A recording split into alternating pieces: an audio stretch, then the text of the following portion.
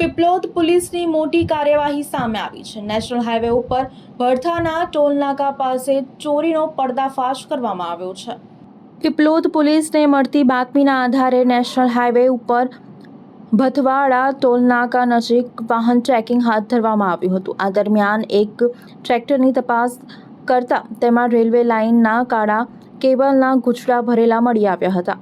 પોલીસે સ્થળ ઉપરથી ટ્રેક્ટરમાં કેબલ ભરીને લઈ જઈ રહેલા 3 આરોપીઓને ઝડપી પાડ્યા હતા। તપાસ દરમિયાન ટ્રેક્ટરમાંથી કુલ 93 નંગ કાળા કેબલના ગૂંચળા મળી આવ્યા હતા, જેથી ટ્રેક્ટર પણ જપ્ત કરવામાં આવ્યું હતું। આ કાર્યવાહી દરમિયાન કેબલ અને ટ્રેક્ટર મળીને અંદાજે 9 લાખ રૂપિયાથી વધુનો મુદ્દામાલ પણ પોલીસે કબજે કર્યો છે।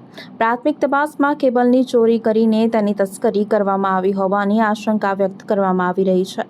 સમગ્ર મામલે પીપલોદ પોલીસ સ્ટેશનમાં આરોપીઓ વિરુદ્ધ ગુનો નોંધી વધુ તપાસ હાથ ધરવામાં આવી છે।